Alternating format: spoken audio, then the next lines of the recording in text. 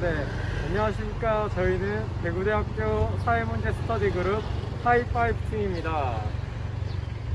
최근 이슈가 되고 있는 코로나와 더불어 코로나 치료시설에 대해 깊게 탐구해보고자 합니다.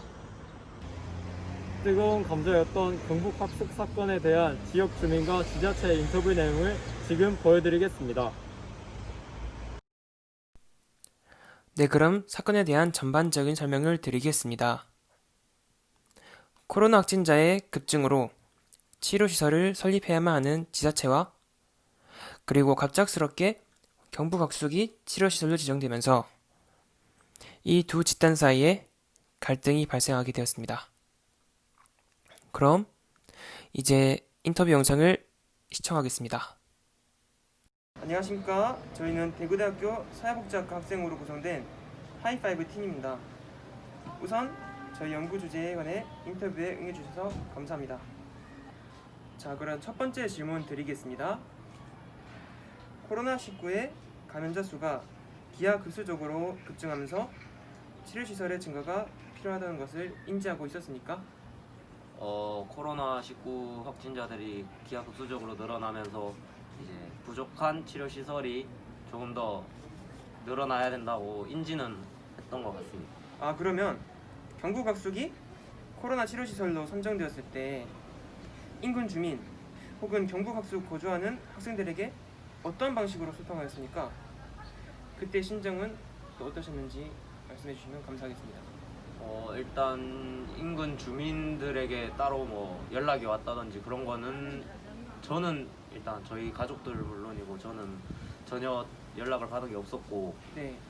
이제 제가 알게 된 계기는 이제 경북 학숙에 살고 있는 친구가 이제 그냥 일반적인 문자 통보로 치료시설로 사용될 것이니 나가라라고 문자가 와서 이제 그거를 친구를 통해서 이제 저도 알게 되었고, 네. 이제 그 모습을 보고도 이제 저희 주민들도 학숙에 이제 학생들이 나간다, 치료시설로 이용될 것이다 라는 기사랑 이런 것들을 통해서 이제 접하게 되어서 좀 많이 당황스러웠고, 이제 그 학숙을 치료시설을 이용할 때 이제 학생들한테 무슨 대응 방안을 내준 것도 아니고 지역 주민들한테 뭐 어떤 식으로 운영이 될 거다 이런 알림도 없이 이제 일방적인 통보로 다 진행을 하였기 때문에 좀 많이 당황스럽고 이상하지 않았나 생각합니다. 그렇다면 경북학숙이 치료시설로 이용되는데 반대하는 요인 1순위는 무엇일까요? 먼저 일단 경북학숙 주변에 법적으로도 그게 규정이 돼 있다고 하는데 200m 이내에 초등학교나 그런 시설이 있으면 안 된다라고 돼 있는데, 이제 200m도 안 되는 곳에 일단 초등학교도 들어가 있고, 이제 인근에 노인분들도 많고 이제 지역 주민들도 적은 수가 아니기 때문에 일단 안전적인 문제가 제일 크지 않나라고 저는 생각을 하였습니다. 그러면 다른 요인은 또 무엇이 있을까요? 주민들과 충분한 대화도 이루어지지 않았고, 그냥 일반적인 통보로 이제 학숙에 있는 학생들을 내보내고 그냥 주민들의 생각은 들어보지도 않고 얘기해보지도 않고 치료시설로 사용을 한다는 것 자체가 좀 문제였다고 생각합니다.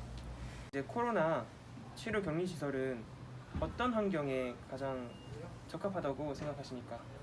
제가 생각하는 적합한 코로나19 치료 시설은 일단 유동인구도 좀 적어야 된다고 생각을 하고, 주변에 노인분들이나 어린이들이 좀 적은 지역이면 좋을 것 같고요. 또 수용 인원이 좀 많은 그런 시설이 좀 잘 어울린다고 생각을 합니다.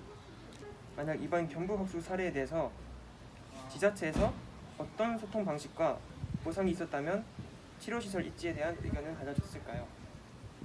주민들과 충분히 대화를 했더라도 만약 했더라면 이제 여기가 당연히 안 될 거라는 걸 본인 그 분들도 잘 아시고 좀 더 좋은 위치에 있는 시설을 선택해 주시지 않았을까라는 조금 아쉬움이 있습니다. 그럼 이제 마지막으로 시청이나 이제 도지사 측에 자유롭게 하고 싶은 말 있으시면 해주시면 감사하겠습니다.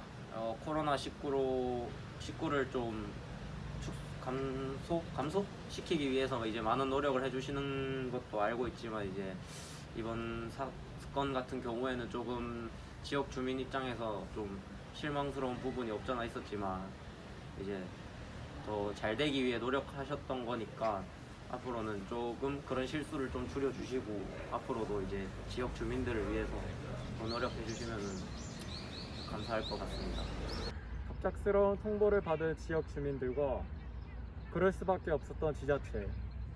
과연 소통이 잘 이루어졌다면 이렇게 끝났을까요? 지금까지 경북학숙 인근 주민과의 인터뷰를 진행해 보았습니다.